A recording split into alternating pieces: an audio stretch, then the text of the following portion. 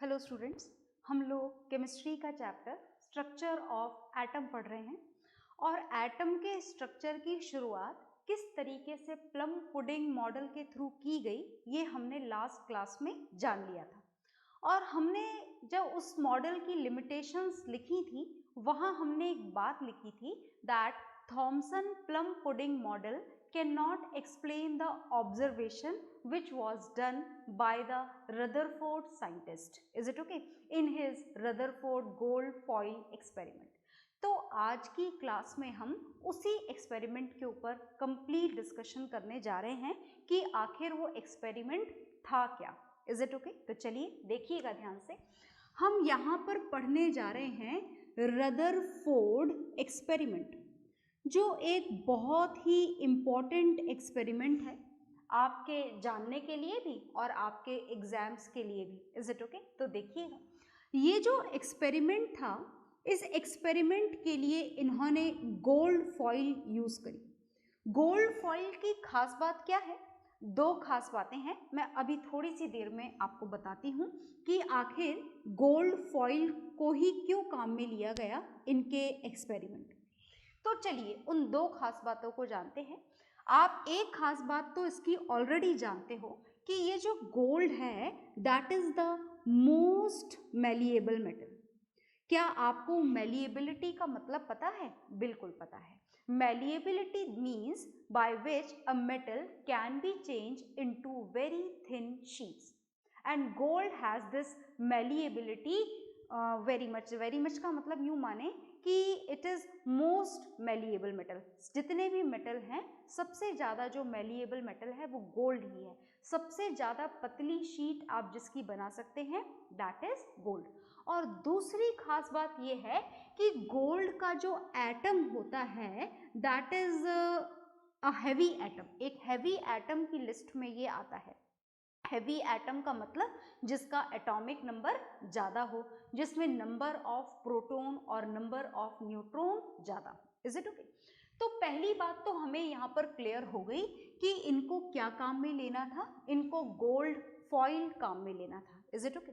दूसरी जो बात है, जो दूसरी चीज़ इन्होंने यहाँ पर रदरफोर्ड साइंटिस्ट ने इस एक्सपेरिमेंट के लिए काम में ली वो थी, बहुत इंपॉर्टेंट है, ध्यान से सुनिएगा।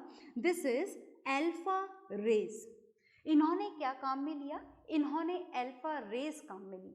तो इस अल्फा रेज के बारे में जानने के बाद में हम इनके एक्सपेरिमेंट को शुरू करेंगे। तो चलिए जानते हैं, ध्यान से सुनिएगा। अल्फा रेज क्या होती हैं?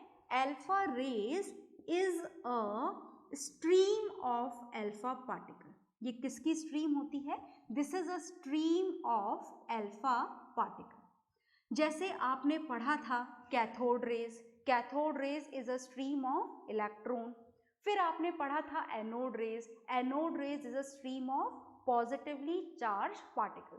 So similarly when we talk about the alpha rays, then alpha rays is a stream of alpha particle. पर हमें तो ये पता ही नहीं है कि अल्फा पार्टिकल क्या होता है। तो चलिए अल्फा पार्टिकल के बारे में जान लेते हैं। तो अब हम अल्फा पार्टिकल के बारे में जानने जा रहे हैं। रेडी हैं आप लोग जानने के लिए? बिल्कुल ध्यान से सुनिएगा। तो जब हम अल्फा पार्टिकल की बात करते हैं तो अल्फा पार्टिकल के बारे में जानने के लिए हमें सबसे पहले जानना होता है He के बारे में। क्या आप He जानते हैं? He is the symbol of helium. किसका सिंबल होता है He? हीलियम का सिंबल होता है। Is it okay? और हीलियम के बारे में आप वैसे बहुत कुछ जान चुके हैं क्योंकि आप केमिस्ट्री के अपने बेसिक कॉन्सेप्ट सारे क्लियर कर चुके हैं, राइट? तो चलिए सुनिएगा ध्यान से। ये जो हीलियम है, इस हीलियम का एटॉमिक नंबर होता है 2। क्या होता है इस हीलियम का atomic number? 2। Is it okay? और इस हीलियम का मास नंबर आपको पता है क्या? इसका मास नंबर होता है 4। अब आप सोच रहे होंगे कि मास नंबर का मतलब? मास नंबर का मतलब वैसे तो number of proton plus number of neutron होता है, पर आप mass number is almost equal to its atomic mass ये भी मान सकते हैं। तो थोड़ा ध्यान से सुनिएगा। अल्फा पार्टिकल के बारे में समझने के लिए आप हीलियम के बारे में थोड़ा और जानिए। अगर हम हीलियम के स्ट्रक्चर को जानना चाहें तो हीलियम के स्ट्रक्चर में 2 इलेक्ट्रॉन्स होते हैं, 2 प्रोटॉन्स होते हैं और 2 न्यूट्रॉन्स होते हैं। सब कुछ 2 2 2 होता है। 2 इलेक्ट्रॉन्स, 2 प्रोटॉन्स एंड 2 न्यूट्रॉन्स।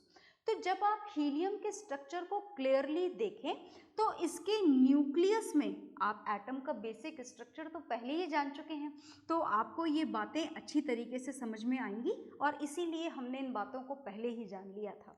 तो when we are going to draw the structure of this helium atom, then it has to be drawn like this only, that in its nucleus how many protons are there? 2. And how many neutrons are there? Only 2. Is it okay? अब हमें बनानी होगी इसकी energy shell और energy shell में हमें भरने होंगे इलेक्ट्रॉन्स। और आपने देखा कि हीलियम के पास में तो 2 ही इलेक्ट्रॉन है, तो हमने दोनों इलेक्ट्रॉन्स यहाँ पर फिल कर दिए। तो क्या ये हीलियम का एटम अल्फा पार्टिकल है? नहीं नहीं, बिल्कुल भी नहीं। ये तो हीलियम का एटम है जिसे आपने देखा कि इसका एटॉमिक नंबर कितना है? 2 और मास नंबर कितना है? 4। Is it okay? तो अब देखिएगा ध्यान से, अगर आप हीलियम का कंप्लीट रिप्रेजेंटेशन करना चाहें तो ऐसे किया जाता है 2He4, नीचे लिखा जाता है इसका एटॉमिक नंबर और ऊपर मास नंबर। आप इन सारी चीज़ों से ज़्यादा कंफ्यूज ना हो, ये सारी चीज़ें तो हमें बाद में फुल डिटेल में पढ़नी है। फिलहाल तो हमारा जानना जो टारगेट है वो सिर्फ और सिर्फ क्या है? That is alpha particle. हमें सिर्फ क्या जानना है? हमें सिर्फ अल्फा पार्टिकल जानना है। तो चलिए जानते हैं अल्फा पार्टिकल।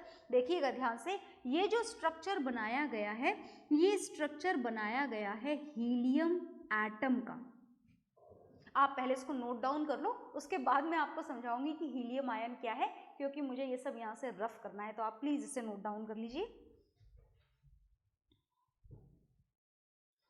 हाँ जी, तो आई होप आपने नोट डाउन कर लिया होगा। तो हीलियम का एटम बनाया जा चुका है, पर जैसा कि मैंने आपको बोला कि हीलियम का एटम हीलियम आयन नहीं है, है ना। तो चलिए जानते हैं कि अल्फा पार्टिकल क्या है। अब इसमें 2 इलेक्ट्रॉन प्रेजेंट है, हीलियम एटम है ये, 2He4 है ये। 4 क्यों है ये? 4 का मतलब ये 2 + 2, number of proton plus number of neutron, ये 4। और 2 क्या है? 2 is the atomic number of helium. अब अगर ये हीलियम का एटम अपने 2 इलेक्ट्रॉन डोनेट कर दे तो क्या होगा? देखिएगा ध्यान से, अगर ये अपने 2 इलेक्ट्रॉन डोनेट कर दे तो इसके पास में रह जाएगा ये सिर्फ न्यूक्लियस रह जाएगा, which has this 2 proton and 2 neutron. ये 2 चीजें इसमें प्रेजेंट होंगी, है ना जी। आई बात समझ में? तो चलो देखो ध्यान से, ये जो है इसने कितने इलेक्ट्रॉन डोनेट कर दिए हैं? 2 इलेक्ट्रॉन। 2 इलेक्ट्रॉन डोनेट करने के बाद में किसी भी एटम के ऊपर कितना चार्ज आ जाता है? 2 positive, He2 positive. Is it okay? और बस इस He2 पॉजिटिव आयन को ही क्या बोला जाता है? इसको ही बोला जाता है अल्फा पार्टिकल। क्या बोला जाता है इसे? अल्फा पार्टिकल बोला जाता है। Is it okay? पर आप इस अल्फा पार्टिकल को भी ऐसे ही डिनोट करोगे 2He4, क्योंकि एटॉमिक नंबर नहीं बदलता इलेक्ट्रॉन डोनेट करने से, और ये ऊपर वाला नंबर भी नहीं बदलता। देखो 2 + 2, number of proton plus number of neutron. तो ये है आपका अल्फा पार्टिकल, जिसका सब कुछ कंप्लीट इंफॉर्मेशन आपके सामने है। इसका न्यूक्लियस भी बना हुआ है, इसका सिंबल भी लिखा हुआ है, इसका नाम भी लिखा हुआ है, और ये इसका दूसरा सिंबल भी लिखा हुआ है। तो I think you have the complete information of alpha particle. तो आप नोट डाउन कर लीजिए। Then we will start with the Rutherford gold foil experiment. Okay,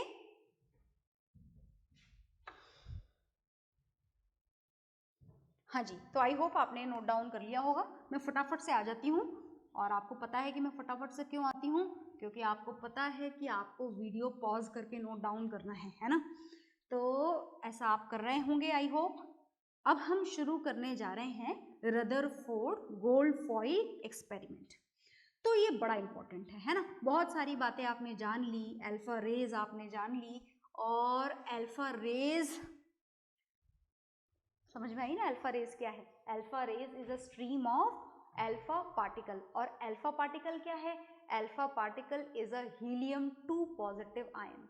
तो काम की बात यह है कि रदरफोर्ड गोल्ड फॉइल एक्सपेरिमेंट में हमें अल्फा रेज काम में लेनी है, और अल्फा रेज कैसी होती हैं? पॉजिटिवली चार्ज्ड होती हैं, भूलिएगा मत आप इस बात को। Is it okay? तो चलिए शुरू करें एक्सपेरिमेंटल सेटअप। एक्सपेरिमेंटल सेटअप शुरू करते हैं। देखो जी, एक्सपेरिमेंटल सेटअप शुरू करने के लिए सबसे पहले हमें ये लेना पड़ा बॉक्स, और ये जो बॉक्स लिया ये हमने लिया लेड का, लेड की कैविटी बना दी, और इस बॉक्स में हमने रखा यहाँ पर कोई सा भी ऐसा एलिमेंट, जैसे कि one of them is radium. इस रेडियम में से क्या निकलती है? रेज निकलती हैं। कौन सी रेज? Alpha rays. तो आपको ऐसा कोई सा भी सब्सटेंस यहाँ पर ले लेना है जिसमें से कौन सी रेज निकलती हो? अल्फा रेज निकलती हूँ। क्या निकलती हूँ? Alpha raise.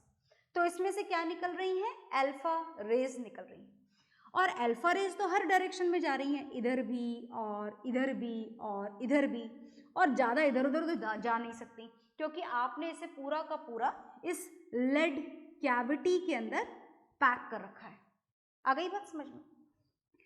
अब सारी की सारी अल्फा रेज हमें इधर उधर ना मिले, कुछ पर्टिकुलर अल्फा रेज ही हमारे पास में आए, उसके लिए हमने ये स्लिट बना दी है। बस इसमें से पास होने वाली अल्फा रेज ही आगे जाएंगी, बाकी इनसे टकरा करके यहीं रुक जाएंगी। तो ये हमने क्रिएट करी है, एक स्लिट क्रिएट करी है। Is it okay? और फिर हमने रख दी है हमारी सबसे काम की चीज। काम की चीज समझ गए ना आप? क्या रखी गई है यहाँ पर? यहाँ पर जितनी मोटी मैंने बनाई है, इतनी मोटी नहीं, आप जितनी पतली लें उतना ही बेटर होगा आपका एक्सपेरिमेंट। पर हमने ये लिया है यहाँ पर गोल्ड फॉइल। क्या लिया गया है यहाँ पर? गोल्ड फॉइल ली गई है, और गोल्ड फॉइल के इधर राइट हैंड साइड में हमने ये एक स्क्रीन लगा दी है। ये स्क्रीन है, पिक्चर देखने वाली स्क्रीन नहीं है ये। This is the screen which is made with the ZnS। ZnS का नाम होता है जिंक सल्फाइड स्क्रीन। तो ये जिंक सल्फाइड स्क्रीन बनाई गई है। अब देखना, जरा सुनना ध्यान से। देखो यहाँ पर ये एलिमेंट रखा गया है, एलिमेंट में से ऐसा एलिमेंट जिसमें से अल्फा रेज निकलती हूँ, तो ये अल्फा रेज निकल रही हैं विच आर पॉजिटिवली चार्ज। सिर्फ सीधी वाली जा पा रही हैं क्योंकि जगह हमने उन्हीं के लिए छोड़ी है, बाकी सारी तो यहीं पर कवर अप हो जाएंगी। अब ये जब अल्फा रेज गोल्ड फॉइल पे जाएंगी तो पता नहीं गोल्ड फॉइल इन्हें रोक लेगा या आगे जाने देगा, ये तो हमको अभी थोड़ी देर बाद पता लगेगा। पर बात ऐसी है कि ये जो अल्फा रेज हैं अगर गोल्ड फॉइल को क्रॉस कर जाएं और यहाँ पर पहुंच जाएं, तो जैसे ही वो जिंक सल्फाइड की स्क्रीन पर टकराएंगी वहां पर एक चिंगारी प्रोड्यूस होती है। तो आपको पता लग जाता है हाँ टकरा गई। कौन टकरा गई? Alpha rays. तो whenever the alpha rays strikes on the zinc sulfide screen, they produces a type of scintillation over there. एक sparking हल्की सी produce होती है which proves that alpha rays strikes on this screen. तो चलिए शुरुआत करते हैं, किस तरीके से स्ट्राइक हुई, क्या क्या वेरिएशंस हुए, उन सारी बातों को हम समझने की कोशिश करते हैं। सुनिएगा ध्यान से।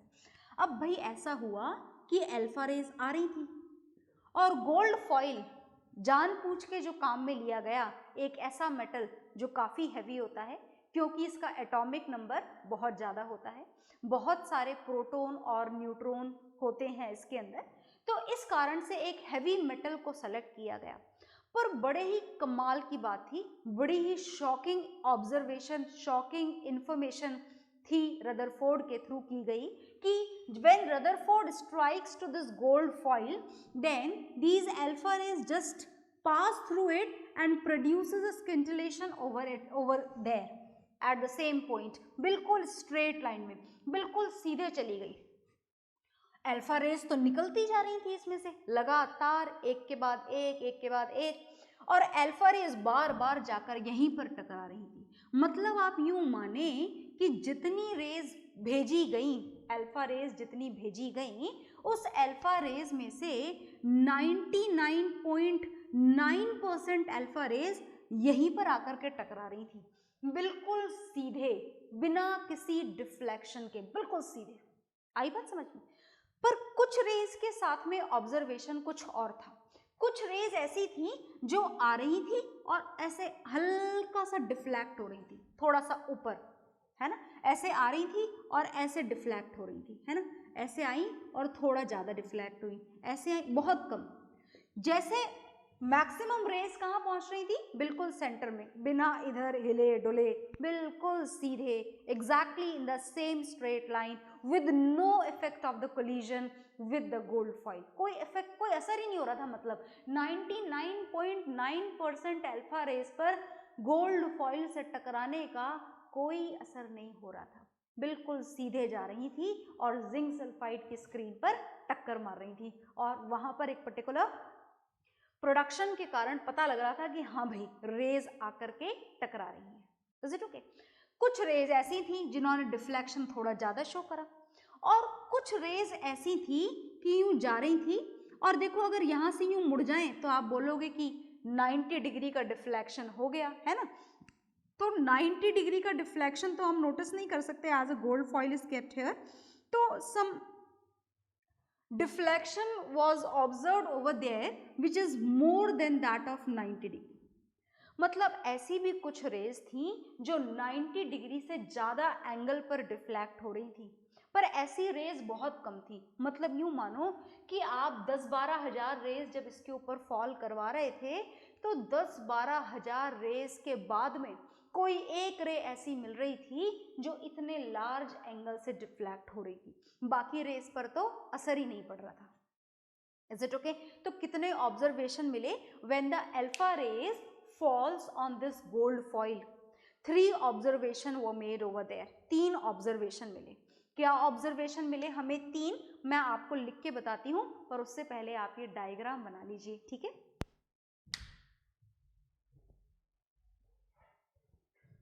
हाँ जी, तो आई होप आपने बना लिया होगा। ये रदरफोर्ड एक्सपेरिमेंट जानने के बाद में आपने देख लिया है अच्छी तरीके से इस रदरफोर्ड एक्सपेरिमेंट को, और हमें अब इसके ऑब्जर्वेशन लिखने हैं। हालांकि मैं आपको ऑब्जर्वेशन बता चुकी हूँ, पर एक बार हम उन्हें लिख भी लेते हैं ताकि हमको वो ऑब्जर्वेशन याद हो जाए। Is it okay? तो देखिएगा क्या क्या ऑब्जर्वेशन थे रदरफोर्ड एक्सपेरिमेंट के। तो फर्स्ट ऑब्जर्वेशन तो ये था that 99.9% rays passes exactly in a straight line with no effect of the collision with the gold foil. Is it okay? तो they moves in a straight line, बिल्कुल straight line से इनका movement हो गया। और अगर कोई सी भी चीज किसी चीज से टकराने के बाद में भी बिल्कुल सीधी जाती जाए, इज इट ओके? तो इसका मतलब ये है, इस वाले ऑब्जर्वेशन से ये कंक्लूजन निकाला गया कि मैक्सिमम रेज तो सीधे ही जा रही हैं, और इससे ये कंक्लूजन निकाला गया that most of the space of atom is empty. मतलब एटम का मैक्सिमम स्पेस कैसा है? खाली है। क्या आपके हिसाब से ये ऑब्जर्वेशन और कंक्लूजन सही है? बिल्कुल सही है, क्योंकि हमने तो पहले ही पढ़ लिया था कि एटम के अंदर तो एक बहुत ही छोटे से पार्टिकल को न्यूक्लियस बोला जाता है विच इज पॉजिटिवली चार्ज, और एनर्जी शेल्स जिसमें इलेक्ट्रॉन रिवॉल्व करते हैं ये तो बहुत दूर दूर होती हैं। तो अब देखो ये जितना भी हिस्सा हमें दिखाई दे रहा है ये खाली ही तो है। Is it okay? मतलब ये वाला ऑब्जर्वेशन सही था, हमारी इंफॉर्मेशन के हिसाब से तो बिल्कुल सही है। तो चलिए दूसरे ऑब्जर्वेशन से भी कोई ना कोई कंक्लूजन निकलता होगा, जानने की कोशिश करते हैं। सेकेंड ऑब्जर्वेशन ये था कि सम ऑफ द रेज, बहुत सारी नहीं, बहुत रेयर रेज जो थी, some of the rays gets deflected with a very small angle. बहुत ही छोटे से एंगल के साथ में उनका क्या हुआ था? डिफ्लेक्शन हुआ था। और इस छोटे से एंगल के साथ में जो उनका डिफ्लेक्शन हुआ, ऐसा मान लिया गया कि अल्फा रेज जब आई होंगी तो अल्फा रेज कैसी थी? Positively charge. और अगर पॉजिटिवली चार्ज पार्ट किसी पॉजिटिव चार्ज के पास से निकले तो थोड़ा सा डिफ्लेक्शन हो जाएगा, क्योंकि अल्फा रेज भी पॉजिटिवली चार्ज हैं और हमारी पुरानी इंफॉर्मेशन के हिसाब से ये न्यूक्लियस भी पॉजिटिव चार्ज है, तो they both should have a particular type of force of repulsion between them, because of which only these alpha rays are going to deflect with a particular value of acute angle, right? आ गई बात समझ में? तो ये वाली information भी हमें मिली और इससे हमें पता लगा कि समथिंग, क्या something, something positively charge particle is present, something positively charge particle is in the centre of atom, is it okay? तो सेकेंड ऑब्जर्वेशन से ये हमारा सेकेंड कंक्लूजन निकल गया। अब थर्ड ऑब्जर्वेशन क्या था, चलिए देखिएगा। थर्ड ऑब्जर्वेशन ये था कि 12,000 रेज के बाद में एक रे, एक है ना, सिंगल रे ऐसी मिल रही थी जो जा रही थी और 90 डिग्री से ज़्यादा रिफ्लेक्ट बैक होकर आ रही थी, है ना, यहाँ तक पहुँचा देते हैं इसको, और ये यहाँ से 90 डिग्री से ज़्यादा रिफ्लेक्ट बैक होकर आ रही थी, मतलब जा रही है और टकरा के इतनी जोर से वापस आ रही है। और इस ऑब्जर्वेशन से ये पता लगा कि इस डिफ्लेक्शन से पता लगा, कौन से डिफ्लेक्शन से, which is greater than 90 degree. इस डिफ्लेक्शन से ये कंक्लूजन निकाला गया that whatever is there in the centre part of the nucleus, sorry in the centre part of the atom, that should be very dense, dense भी होना चाहिए और positively charge, मतलब इतना डेंस होना चाहिए कि इतनी पावरफुल, ये जो अल्फा रेज होती हैं ये बहुत पावरफुल होती हैं, और इतनी पावरफुल रेज अगर टकराकर इतनी जोर से वापस आ जाए, इसका मतलब कि जिससे ये टकराई हैं that part is very dense, is it okay? और इन सारी इंफॉर्मेशन से फाइनली जिस पर्टिकुलर पार्ट की डिस्कवरी हुई, this was the discovery of nucleus. ये रदरफोर्ड एक्सपेरिमेंट अगर आपसे पूछा जाए कि रदरफोर्ड एक्सपेरिमेंट ने मेनली किसकी डिस्कवरी करी थी, तो this was the discovery of nucleus. तो whatever the observation and conclusions are there in front of you, note it down in your registers, okay?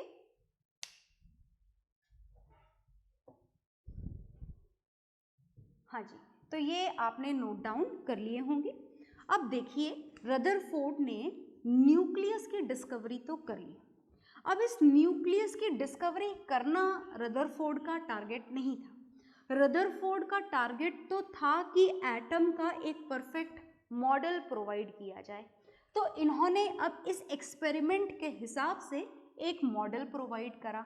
किसका मॉडल? एटम का मॉडल। तो जो एटम का मॉडल इन्होंने प्रोवाइड करा वो देखिएगा कैसा था, बहुत ध्यान से सुनिएगा।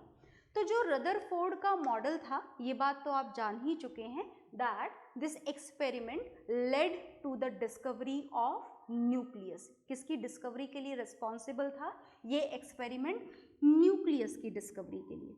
तो रदरफोर्ड का जो मॉडल हम बनाने जा रहे हैं, ध्यान से देखिएगा। This is the Rutherford model of an atom, okay?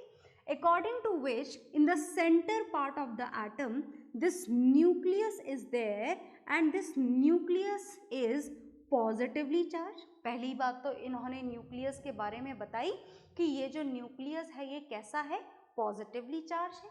और दूसरी बात इन्होंने न्यूक्लियस के बारे में बताई that it is very dense.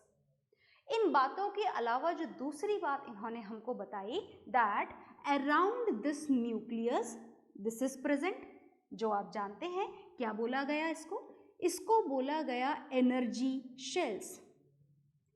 Around this nucleus, according to this Rutherford model of an atom, some energy shells are present in which electrons are continuously revolving around this nucleus.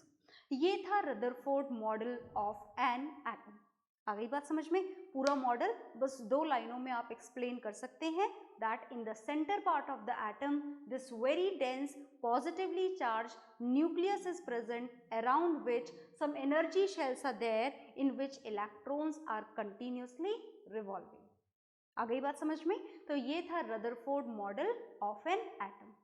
तो क्या ये Rutherford model atom का successful रहा? नहीं, इसकी एक छोटी सी limitation थी, बहुत ही एक हल्की सी लिमिटेशन, जिसे बाद में क्लियर भी कर दिया गया, पर उस वक्त के लिए तो ये मॉडल फेल हो गया था। लिमिटेशन क्या थी? लिमिटेशन ये थी कि क्वेश्चन पूछे गए रदरफोर्ड साइंटिस्ट से कि आखिर ये जो इलेक्ट्रॉन है, ये इलेक्ट्रॉन को कंटिन्यूअस रोटेशन की एनर्जी कहाँ से मिल रही है? ये आखिर न्यूक्लियस के चारों तरफ कंटिन्यूअस रोटेशन क्यों कर रहा है? कौन सी एनर्जी से रोटेशन कर रहा है? ऐसा क्यों नहीं हो रहा कि ये रोटेशन करते करते अपनी सारी एनर्जी को लूज कर दे और लूज करके फाइनली इस इलेक्ट्रॉन को न्यूक्लियस में गिर जाना चाहिए? क्यों गिर जाना चाहिए? क्योंकि लगातार घूम रहा है, और जो चीज लगातार घूमती है उसका एनर्जी का लॉस होना चाहिए, और एनर्जी का लॉस जब होगा तो ये पॉजिटिवली चार्ज न्यूक्लियस इसको अट्रैक्ट करेगा, और अट्रैक्ट करेगा तो इलेक्ट्रॉन न्यूक्लियस में गिर जाएगा। पर ऐसा सब तो एटम में एक्चुअली हो ही नहीं रहा, ना तो इलेक्ट्रॉन घूमते घूमते एनर्जी लूज कर रहा है और ना ही इलेक्ट्रॉन न्यूक्लियस में गिर रहा है। And all these parts cannot be explained by this Rutherford observation, conclusion and his experiment. ये सारी बातें इसके एक्सपेरिमेंट के थ्रू क्लियर नहीं हो पाई, और इस कारण से उस टाइम पर रदरफोर्ड मॉडल क्या हो गया? फेल हो गया। और बाद में इसी के मॉडल को दूसरे साइंटिस्ट ने एक्सप्लेन किया। तो दूसरे साइंटिस्ट ने इसके मॉडल को कैसे एक्सप्लेन किया? क्या कारण बताया कि इलेक्ट्रॉन न्यूक्लियस में क्यों नहीं गिर रहा है, घूमते घूमते अपनी एनर्जी लूज क्यों नहीं कर रहा है? That all we will see in the next class. Okay, bye everyone.